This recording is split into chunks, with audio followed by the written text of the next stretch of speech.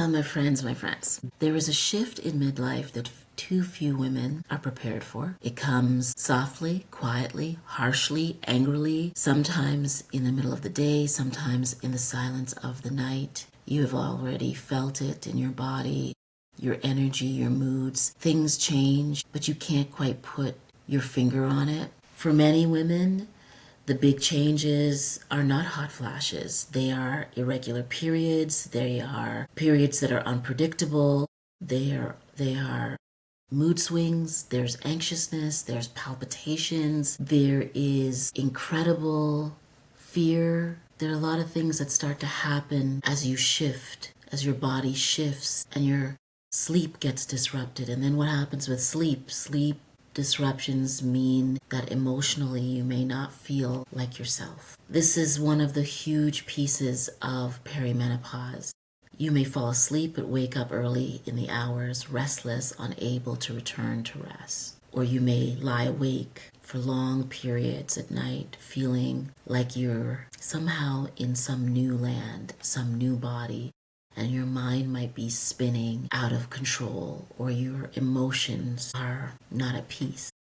And then, of course, what comes next, right? Mood changes. For some, this looks like anxiety or rage, anger. It feels unfamiliar. For others, it's sadness, it's depression, waves of emotion that appear without warning. The mood shifts are biological, and they're not a sign of weakness. They are a sign of transformation. And of course, other changes come too, right? For some people, it's not hot flashes, it's sweatiness or brain fog, fatigue, shifts in weight. I experienced this. A loss of energy, a loss of, for me, you know what was really the thing that made me understand that I was moving into perimenopause? I was around 49 and I started to feel, it wasn't hopelessness, it was something else. I started to feel like I didn't have the juice.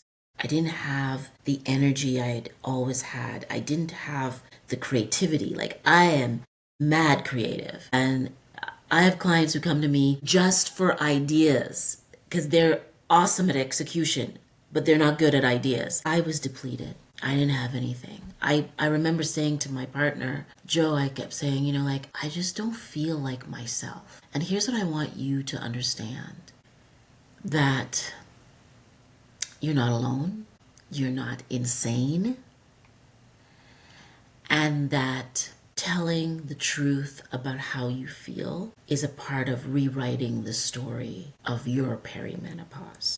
And your perimenopause journey is going to be different from anyone else's. And although we can learn from each other, what's most important is that we become a scribe, we become the observer, we become the compassionate caregiver and taker of ourselves, so that we can build a team around us that can help us, so that we can help ourselves as we move through this really actually remarkable transformation. I want you to remember that, or I want you to understand that perimenopause is not a betrayal and it's not a punishment. Because I hear those words a lot right now when it comes to perimenopause. And in fact, I actually had a doctor say to me, a female doctor say, it's such a betrayal. We finally get to a point of our life where we know ourselves, where we are doing the work we want, where we even like ourselves, and this tsunami happens. I used the word tsunami, she didn't. And I remember saying to her, I think we have to find a different way to tell the story of who we are, and we have to find new tools to care for ourselves. I think that's one of the great callings that this society rejects, because we are part of the hustle generation. We're part of the let's do it all generation. We can do everything generation. So much so that when we hear the calling to care for ourselves more deeply, we cannot. We deny it. We reject it. We see it as a form of betrayal. I'm suggesting to you that perimenopause is different for all of us, true, but it gives us different signals about our longevity, about how to care for ourselves so that we can live better and live longer. I want to encourage you in this moment right now to close your eyes, place your hand over your heart, wherever you feel like your heart is, or on your stomach, and either say out loud, or say quietly, or say it in your mind if you can't. These changes are not the end of me. They are a new beginning.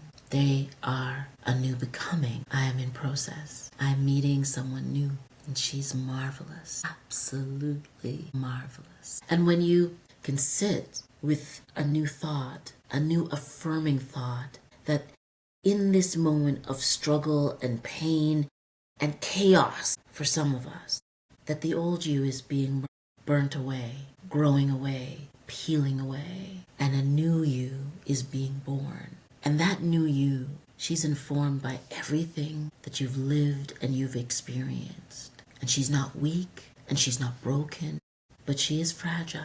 And she requires rest, and she requires care, and she requires love, not judgment.